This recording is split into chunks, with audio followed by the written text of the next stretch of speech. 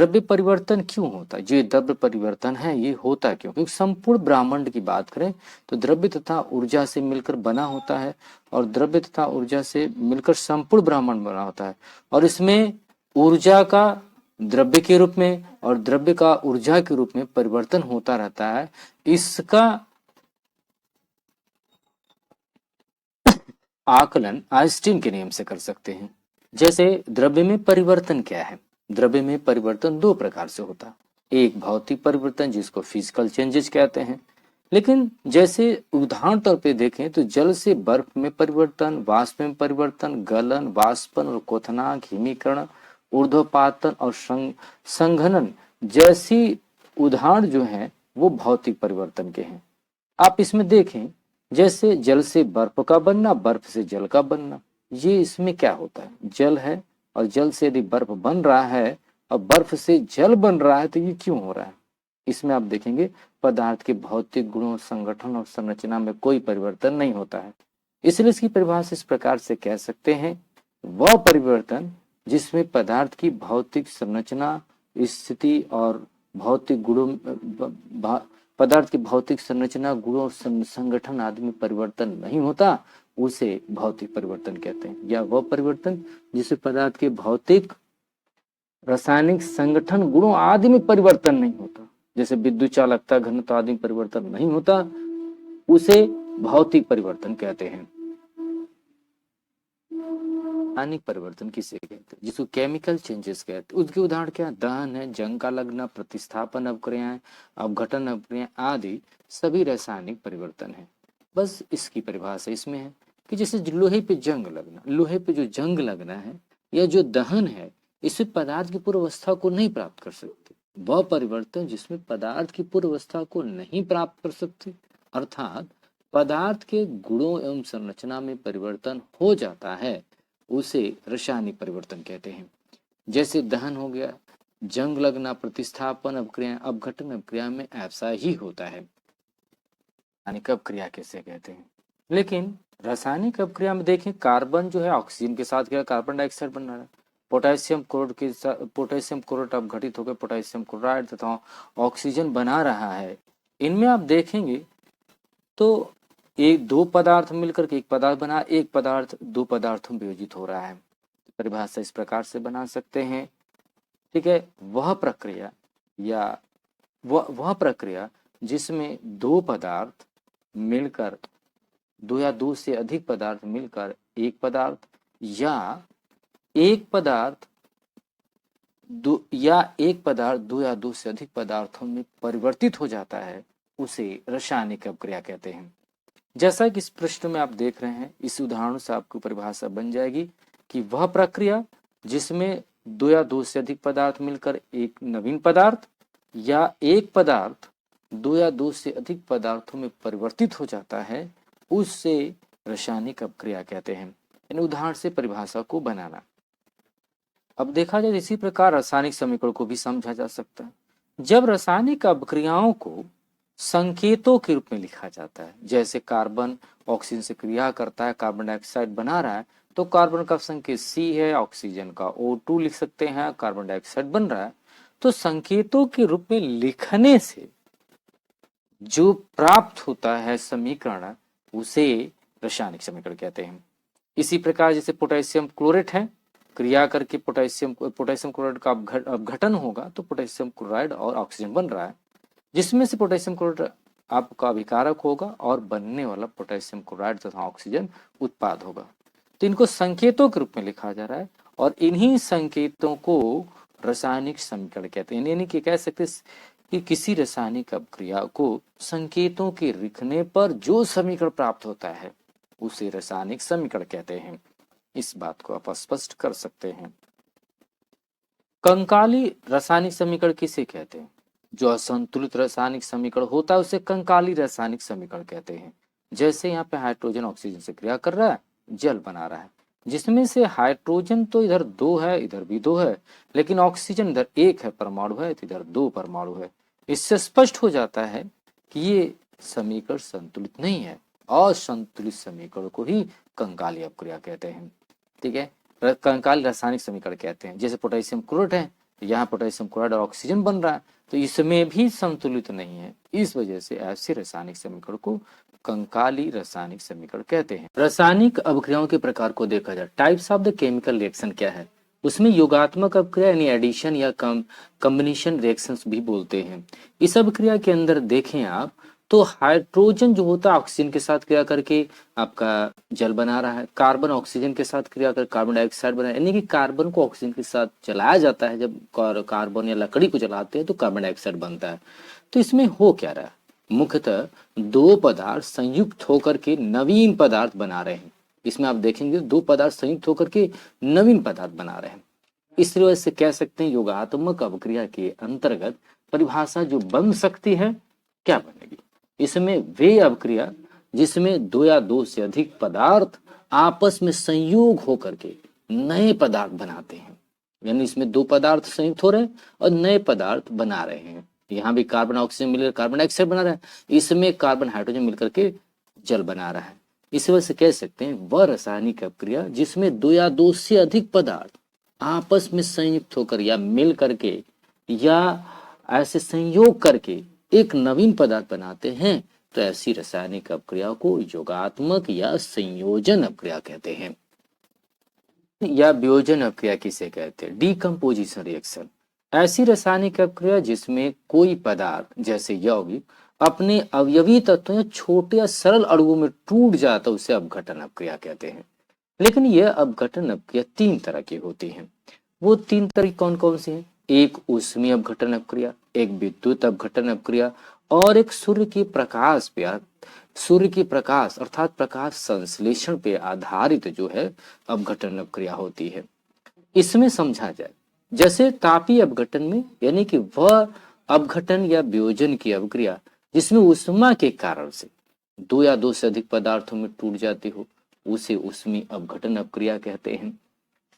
दूसरा है आपका विद्युत अपघटन, वह अपघटन की अभिक्रिया जो विद्युत अवस्था यानी कि वह अभिक्रिया या वह अपघटन की अभिक्रिया जो विलयन पदार्थ के विगलित अवस्था या विलयन की अवस्था में विद्युत के कारण से अपघटन हो जाता हो, उसे विद्युत अपघटन की अभिक्रिया कहते हैं। जिसमें धन आवेशित पदार्थ कैथोड पे और आवेशित पदार्थ एनोड पर अवक्षेपित हो जाता है।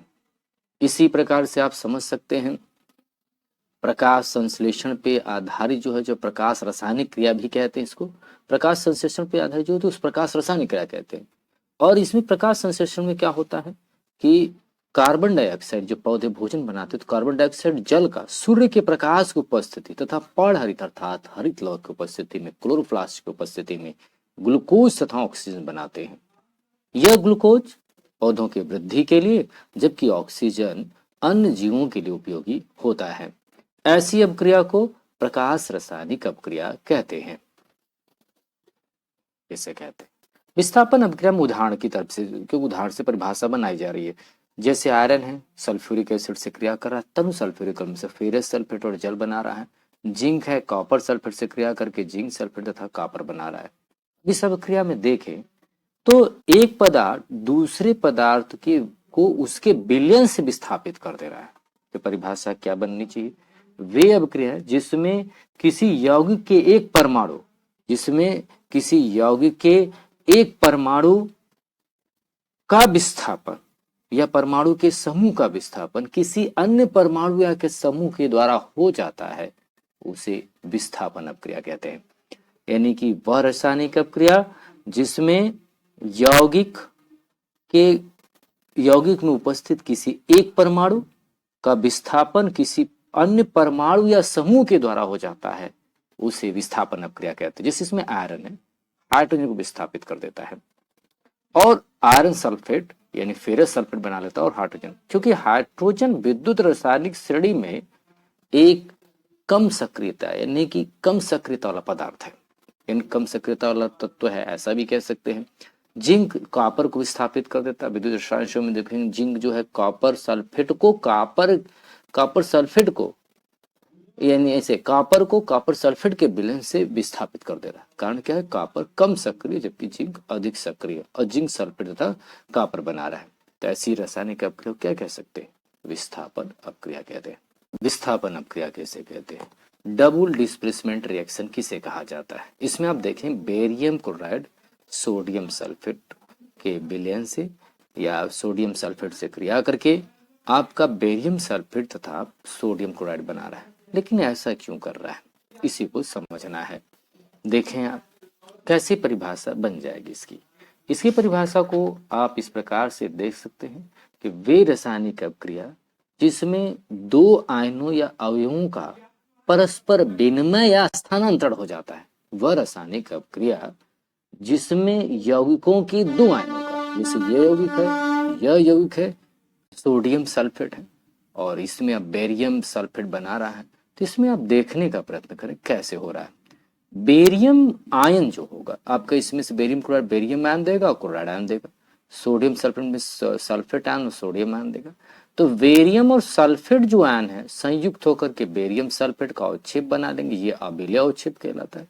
जबकि क्लोराइड आयन और सोडियम आयन मिलकर सोडियम क्लोराइड बना लेते हैं। तो यहाँ पे दो आयनों का विस्थापन हुआ, तो दो आयनों के विस्थापन होने की वजह से इसे द्विविस्थापन अभिक्रिया कहते हैं। यानी पुनः सुन लीजिए, वह रासायनिक अभिक्रिया जिसमें यौगिकों की दो आयन या अवयव परस्पर विनिमय होकर यानी स्थानांतरित होकर नए यौगिकों का निर्माण करते हैं, उसे द्विविस्थापन अभिक्रिया कहते हैं। जैसा कि बेरियम क्लोराइड और सोडियम सल्फेट क्रिया करके बेरियम सल्फेट तथा सोडियम क्लोराइड बनाते हैं। 628 क्रिया किसे कहते हैं? अवक्षेपण अभिक्रिया वह रासायनिक अभिक्रिया जिसके होने के पश्चात कोई अविलेय पदार्थ उत्पन्न होता है, उसको अवक्षेपण अभिक्रिया कहते हैं। बेरियम आपका बेरियम क्लोराइड है, सोडियम सल्फेट से क्रिया करता है, बेरियम सल्फेट तथा सोडियम क्लोराइड बनाता है। इसमें आप देखें जनरल तौर पे तो बेरियम जो है, बेरियम जो धनायन देता है वो सल्फेट आयन ऋणायन के साथ क्रिया कर लेता है और सोडियम धनायन क्लोराइड के साथ क्लोरीन के साथ क्रिया करके सोडियम क्लोराइड बना ले रहा है। और जबकि बेरियम और सल्फेट के साथ बेरियम सल्फेट, तो जो बेरियम सल्फेट है यही अविलेय पदार्थ बनता है। तो किसी भी रासायनिक अभिक्रिया के अंदर कोई अविलेय पदार्थ बने तो उसे अवक्षेपण अभिक्रिया कहते हैं। क्या न्यूट्रलाइजेशन रिएक्शन किसे कहते हैं? वह रासायनिक अभिक्रिया जिसमें अम्ल तथा क्षारक आपस में मिलकर लवण तथा जल बनाते हैं, उसे उदासीनीकरण अभिक्रिया कहते हैं। और इसके दौरान उत्पन्न उष्मा को उदासीनीकरण उष्मा कहते हैं। कोई भी अम्ल क्षार यदि क्रिया करता है तो निश्चित तौर पर लवण तथा जल बनाएगा और ऐसी रासायनिक अभिक्रिया को उदासीनीकरण अभिक्रिया कहते हैं। उष्माक्षेपी अभिक्रिया कहते हैं किसे कहते हैं? एक्सोथर्मिक रिएक्शन क्या है? जिसमें दिखाया गया कार्बन ऑक्सीजन के साथ कार्बन डाइऑक्साइड तथा उष्मा। लकड़ी को आप जलाएंगे तो ऑक्सीजन को उपस्थिति में जलाएगा, कार्बन डाइऑक्साइड बनाएगा और साथ में उष्मा बनाएगा, ये सबको पता है। मेथेन जो है ऑक्सीजन की उपस्थिति में जब कार्बन डाइऑक्साइड जल तथा उष्मा देता है। तो इससे क्या स्पष्ट हो रहा है? यानी कि ऐसी रासायनिक अभिक्रिया जिसके होने पर उष्मा उत्पन्न होती हो उसे क्या कहेंगे आप? उष्माक्षेपी अभिक्रिया कहते हैं। यानी कि वह रासायनिक अभिक्रिया जिसके होने के फलस्वरूप उष्मा उत्पन्न होती है उसे उष्माक्षेपी अभिक्रिया कहते हैं। उष्मा शोषी अर्थात एंडोथर्मिक अभिक्रिया किसे कहते हैं? वह रासायनिक अभिक्रिया जिसमें दो या दो जिससे होने के लिए उष्मा की आवश्यकता होती है उसे उष्मा शोषी अभिक्रिया कहते हैं। और ऐसी अभिक्रिया के होने पर आसपास के वातावरण का तापमान घट जाता है, जबकि उष्माक्षेपी अभिक्रिया में आसपास के तापमान बढ़ जाते हैं। यानी कि वह रासायनिक अभिक्रिया जिसके होने के लिए उष्मा की आवश्यकता होती है उसे उष्मा शोषी अभिक्रिया कहते हैं। जैसे नाइट्रोजन ऑक्सीजन के साथ क्रिया करता है, इसको क्रिया करने के लिए उष्मा की आवश्यकता पर होती है जो कि नाइट्रिक ऑक्साइड बनाता है। कर्ण को समझा जाएगा। ऑक्सीकरण अभिक्रिया किसे कहते हैं? आप यहाँ पे देखिए मैग्नीशियम ऑक्सीजन क्रिया करके मैग्नीशियम ऑक्साइड बनाता है। यानी कि मैग्नीशियम के तार को ऑक्सीजन की उपस्थिति में जलाते हैं तो मैग्नीशियम ऑक्साइड बन जाता है। ऐसी क्रिया को ऑक्सीकरण कह रहे हैं। तो ऑक्सीजन ले रहा है, यहाँ पे हाइड्रोजन आयोडाइड है तो हाइड्रोजन आयोडाइड में टूट रहा है तो भी ऐसी क्रिया को ऑक्सीकरण कह रहे हैं। लेकिन कैसे इसकी परिभाषा बनेगी? आ से ऑक्सीजन और आग से ऑक्सीकरण भी होता है। तो ऐसे पदार्थ जिसमें ऑक्सीजन या ऋण विद्युतीय तत्व, ऐसे पदार्थ जिसमें ऑक्सीजन या ऐसे पदार्थ जिसमें ऑक्सीजन या ऋण विद्युतीय तत्वों को ग्रहण करके, जो ऑक्सीजन या विद्युतीय तत्वों को ग्रहण करता है या धन विद्युतीय तत्वों या हाइड्रोजन को त्यागता है, उससे अपचायक पदार्थ कहते हैं। अपचायक पदार्थ ही ऑक्सीकृत पदार्थ कहलाता है, अपचायक पदार्थ कहलाता है, और अपचायक पदार्थ ही ऑक्सीकृत पदार्थ कहलाता है। ऐसी रासायनिक घटना को ऑक्सीकरण कहते हैं। पुनः सुने कि वह प्रक्रिया या वह पदार्थ जिसमें ऋण विद्युतीय तत्व या ऑक्सीजन को ग्रहण करता है, धन विद्युतीय तत्व या हाइड्रोजन को त्याग करता है, उसे अपचायक पदार्थ या ऑक्सीकरण अपचायक पदार्थ कहते हैं, तथा इस घटना को ऑक्सीकरण कहते हैं। और जिस अपचायक पदार्थ में ऐसी घटना होती है उसे ऑक्सीकृत कहते हैं, क्योंकि वो ऑक्सीकृत हो जाता है। सल्फर हाइड्रोजन से क्रिया करके हाइड्रोजन सल्फाइड बना रहा है, ये पूरी प्रक्रिया अपचयन कहला रही है। कॉपर ऑक्साइड से आपको हाइड्रोजन से क्रिया करके कॉपर तथा जल बना रहा है। इन एग्जाम्पलों से यह स्पष्ट होता है कि वे पदार्थ जो धन विद्युतीय तत्व या हाइड्रोजन को ग्रहण करते हैं या ऋण विद्युतीय तत्वों या ऑक्सीजन को त्यागते हैं, उन्हें ऑक्सीकारक पदार्थ कहते हैं, और ऐसी रासायनिक घटना को अपचयन कहते हैं। जैसा कि इन दोनों एग्जाम्पलों में हो रहा है, यहाँ पे सल्फर ऑक्साइड हाइड्रोजन ग्रहण करके हाइड्रोजन सल्फाइड बना रहा है, यानी ग्रहण कर रहा है हाइड्रोजन को। ऐसे धन विद्युतीय तत्वों कर सकता है। कॉपर ऑक्साइड में कॉपर ऑक्साइड हाइड्रोजन से क्रिया कर रहा है, तो कॉपर ऑक्सीजन को त्याग रहा है, यानी ऋण विद्युतीय तत्व को त्यागने का काम कर रहा है। इस वजह से इस पूरी प्रक्रिया को अपचयन कहेंगे। लेकिन जो पदार्थ ऐसा कर रहा है उसे ऑक्सीकारक कहते हैं, और वह दूसरे पदार्थ में जो परिवर्तित हो रहा है उसे अपचयित की घटना कहते हैं। इसीलिए यहाँ पे आप देखें ऑक्सीकारक अपचयित पदार्थ लिखा गया। इस पदार्थ को कह रहे हैं सल्फर, यहाँ पे अपचयित ऑक्सीकारक पदार्थ हो गया। लेकिन जो आपका दूसरे जो पदार्थ परिवर्तित हो रहा है वो अपचयित कहलाएगा अवस्था। इस प्रकार से पूरी प्रक्रिया को अपचयन कहते हैं। जिंक ऑक्साइड कॉपर के साथ क्रिया करके जिंक तथा कार्बन मोनोऑक्साइड में चेंज हो रहा है। जिंक ऑक्साइड कार्बन के साथ क्रिया करके जिंक तथा कार्बन मोनोऑक्साइड में परिवर्तित हो जा रहा है, जैसे एग्जांपल में आप देख रहे हैं। तो इसमें आपको दिखाया गया है कि जो जिंक ऑक्साइड है वो जिंक में जो परिवर्तन हो रहा है वो आपका जिंक अपने ऑक्सीजन को त्याग रहा है, इस वजह से अपचयन क्रिया होगी। कार्बन जो है ऑक्सीजन ग्रहण कर रहा है, इसलिए ऑक्सीकरण क्रिया होगी। तो कुल मिला के कह सकते हैं कि वह रासायनिक अपक्रिया जिसमें ऑक्सीकरण तथा अपचयन दोनों प्रक्रिया साथ में होती है उसे ऑक्सीकरण अपचयन की अपक्रिया तथा रेडॉक्स अपक्रिया कहते हैं। अपक्रिया जिसमें ऑक्सीकरण अपचयन क्रिया दोनों साथ में होती है उसे ऑक्सीकरण अपचयन अपक्रिया तथा रेडॉक्स अपक्रिया कहते हैं। लेकिन सेल के अंदर इसी अपक्रिया को रेडॉक्स अपक्रिया तो कहते हैं, लेकिन जब सेल के अंदर इलेक्ट्रॉनों जो विभव आता है उसको रेडॉक्स विभव कहते हैं। अर्थात कोरिजन क्या है, जब कोई धातु अपने आसपास के अम्ल या नमी के संपर्क में आती है तो वो संक्षारित होने लगती है, नष्ट होने लगती है। इस प्रकार की प्रक्रिया को संक्षारण कहते हैं। वैसे सबसे इसका अच्छा एग्जाम्पल लोहे पर जंग लगना होता है। लोहे पर जंग लगने की प्रक्रिया संक्षारण की ही है। इसमें लोहा ऑक्सीजन या वातावरण में उपस्थित नमी के साथ क्रिया करके फेरिक ऑक्साइड का हाइड्रेट बना लेता है, जिसको जंग के रूप में जानते हैं, जिसका सूत्र होता है Fe2O3 XH2O। X से तात्पर्य ये है अणुओं की, जल के अणुओं की संख्या निर्धारित या निश्चित नहीं होती है। अर्थात पुनः समझ लीजिए कि वह प्रक्रिया जिसमें धातु आसपास के अम्ल या नमी से क्रिया करके संचरित होने लगे, माने वह प्रक्रिया जिसमें धातु आसपास के अम्ल या नमी से क्रिया करके संचरित होने लगे, तो ऐसी प्रक्रिया को संक्षारण कहते हैं या संक्षारण कहेंगे। रैंसिटी, जब खाद्य पदार्थ को लंबे समय तक रखा जाता है तो उसके स्वाद तथा गंध में परिवर्तन हो जाता है।